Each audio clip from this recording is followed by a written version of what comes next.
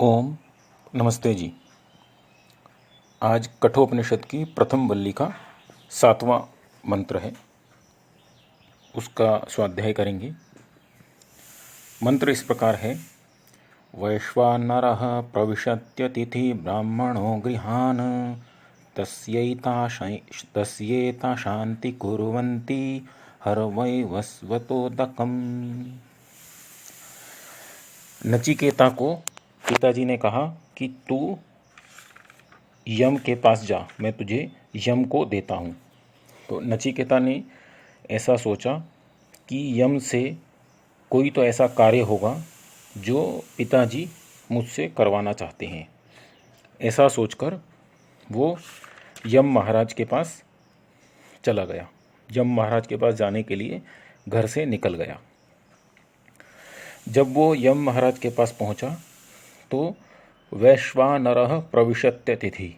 वैश्वानरः कहते हैं अग्नि के समान, जो देदीप्यमान होते हैं, अग्नि के समान जिसमें चमक होती है, तेज होता है, उसे।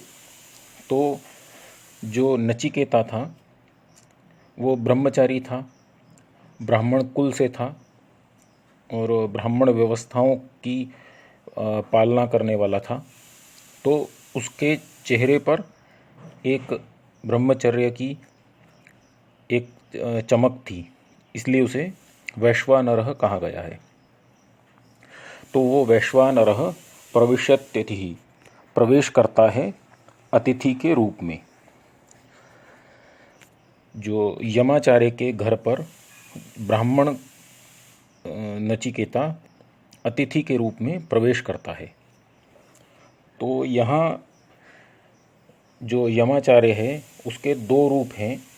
एक तो यम महाराज जो मृत्यु के देवता ऐसे कहे जाते हैं, और दूसरा यम आचार्य अर्थात शिक्षा लेने के लिए वह बालक जब आचार्य के पास जाता है तो वो आचार्य।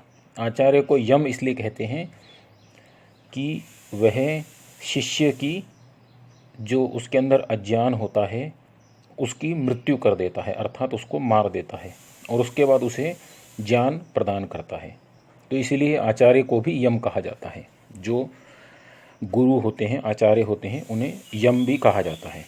तो यहाँ पर भी यम आचार्य के घर पर वह नचिकेता गया। तो इसमें अगर हम यम को आचार्य मान करके अर्थ करेंगे तो जब अतिथि के रूप में नचिकेता यम आचार्य के घर पर या गुरुकुल में गया तो वह अतिथि के रूप में माना इसलिए गया क्योंकि हमारे गुरुकुलों में आज भी प्रथा है कि गुरुकुल में जब कोई विद्यार्थी पढ़ने के लिए आता है तो उसे कुछ दिन अतिथि के रूप में रखा जाता है कि वो वहाँ की व्यवस्था देख ले, समझ ले, उसे उतने जो कठिनता से जो नियम पालना करने हैं उसे पालना कर सकता है, नहीं कर सकता है। तो ऐसा करके उसे अतिथि के रूप में रखा जाता था पहले गुरुकुलों में। आज भी जो वैदिक गुरुकुल हैं उनमें कुछ समय बालकों को और बालिकाओं को अतिथि के रूप में रखा जाता है, उसके बाद ही उन्हें एक विद्यार्थी के रूप में लिया जाता है। तो ये जो वैश्वानर प्रविश्यतिथि ब्राह्मणो गृहान, वह यमाचार्य के घर में प्रवेश करता है नचिकेता। उसके पश्चात तस्येत शांति कुर्वन्ति हर वह वस्वतोदकम्। उसकी जब घर में प्रवेश करने के बाद घर में जो लोग होते हैं उसकी शांति करते हैं। शांति अर्थात घर में जो अतिथि आता है, जो घर में अतिथि आया, यदि उसकी हमने शांति नहीं करी, शांति अर्थात उसका हमने सत्कार नहीं किया, तो वह हमारा बहुत बड़ी हानि कर देता है अतिथि। अब यह पहले हमारे संस्कृति का नियम ही है। हमारी संस्कृति यही है कि घर में कोई भी आए तो उसको पहले जल पूछते हैं, फिर उसके पश्चात उसको भोजन आदि जो भी समय होता है उसके अनुसार उसका सत्कार किया जाता है। परंतु आज ये संस्कृति समाप्त हो रही है। तो ये संस्कृति जो समाप्त हो रही है उससे नुकसान क्या होता है, उससे क्या हानि होती है, वो अगले मंत्र में बताया है। आशा प्रतीक्षे संगतम सूनृतां चेष्टा पूर्ते पुत्र पशुंश सर्वान् एतद् भृङ्कते पुरुषस्य अल्पमेधसौ यस्यन्नशन्न वसति ब्राह्मणो गृहे। आशा प्रतीक्षे, एक तो आशाएं और प्रतीक्षाएं। आशा क्या होती है?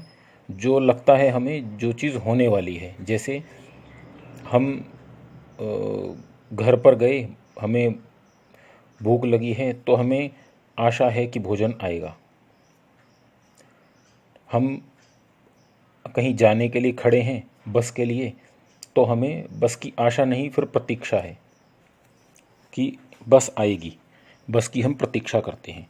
तो ऐसे आशा होती है और ये प्रतीक्षा है। तो जो लोग घर में आने वाले का सत्कार नहीं करते हैं, घर में कोई भी अतिथि आता है उसका सत्कार नहीं करते हैं। अब इसमें अतिथि का अर्थ भी समझ लेना उचित है। अतिथि अर्थात विद्वान। घर में चोर आएगा, वो भी बिना बताए आता है, तो उसका सत्कार करने की प्रथा नहीं है। परंतु जो अतिथि है, विद्वान है, घर पर आते हैं और जिन्हें हमें लगता है जिनके आने से हमारे घर को, हमारे जो परिवार है, हमारा समाज है, उसको लाभ होगा, तो ऐसे अतिथि का जो सत्कार नहीं करते हैं उनके बारे में है। आशा प्रतीक्षे संगतम सूनृताम। आशा प्रतीक्षे संगतम। संगतम अर्थात जो हम संगति करते हैं, अर्थात जो हमारा मिलना जुलना होता है समाज में, जो हमारा लोगों से मिलना जुलना होता है, अच्छे लोगों से मिलना जुलना होता है। उसके पश्चात सूनृताम। सूनृताम अर्थात हमारी प्रिय वाणी जो होती है, उसके कारण जो हमारे संबंध समाज में और परिवार में बनते हैं। और चेष्टा पूर्ते, च इष्टा पूर्ते। उसके पश्चात इष्टा और पूर्ते। इष्ट अर्थात अपने लिए किए गए कर्म। जैसे हम यज्ञ करते हैं, यज्ञ अपने लिए किया जाता है, उससे समाज का तो भला होता ही है, संसार का तो भला होता ही है, परंतु अपना भला ज़्यादा होता है। यज्ञ न करने वाले को, दैनिक यज्ञ न करने वाले को पाप लगता है, क्योंकि हम दिन में अपने शरीर से कितना मल छोड़ते हैं पसीने के रूप में, और नाक से, कान से, आँख से, शरीर के हर द्वार से हम मल छोड़ते रहते हैं, परंतु उसका हम कोई ऐसा उपाय नहीं करते कि उसको ठीक किया जा सके। उस मल को अच्छा करने के लिए हम कोई ऐसा उपाय नहीं करते। हम यदि किसी के घर पर जाएंगे, उसके घर को गंदा करके आएंगे, तो वो घर पर दोबारा हमें बुलाएगा नहीं। इसी प्रकार ये ईश्वर का घर है, इसको हम गंदा ही गंदा करते जाएंगे तो हमें पाप तो लगेगा, तो उसे पाप को हमें भोगना भी पड़ेगा। तो उस पाप से छूटने का एक ही उपाय है, प्रतिदिन संध्या और सायं और प्रातः 2 समय यज्ञ करना।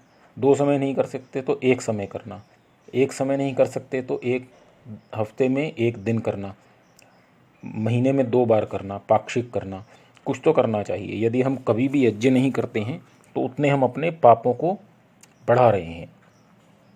तो चेष्टा पूर्ते, च इष्टा।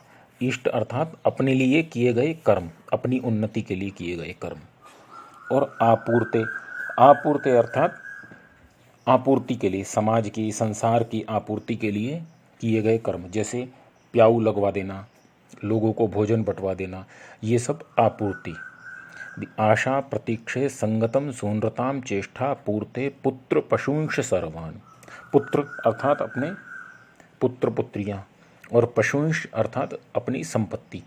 पहले जिसके पास जितने पशु होते थे, गाय, हाथी, घोड़े, उतनी बड़ी उसे संपत्ति वाला माना जाता था। तो पुत्र पशुंश सर्वान, ये सब क्या क्या? आशा प्रतीक्षे संगतम सूनृताम चेष्टा पूर्ते पुत्र पशुंश सर्वान। ये सब, इन सब का क्या होता है? जो घर पे आने वाले विद्वान का सत्कार नहीं करते हैं, उन लोगों का एतत् वृंकते पुरुषस्य अल्पमेधसौ यस्य अन्नाशन्न वसति ब्राह्मणो गृहे। एतत् वृंकते, यह सब, वृंकते अर्थात समाप्त कर देता है, भक्षण कर लेता है उसका, मतलब उसको खा जाता है, उसको उसका भक्षण कर लेता है।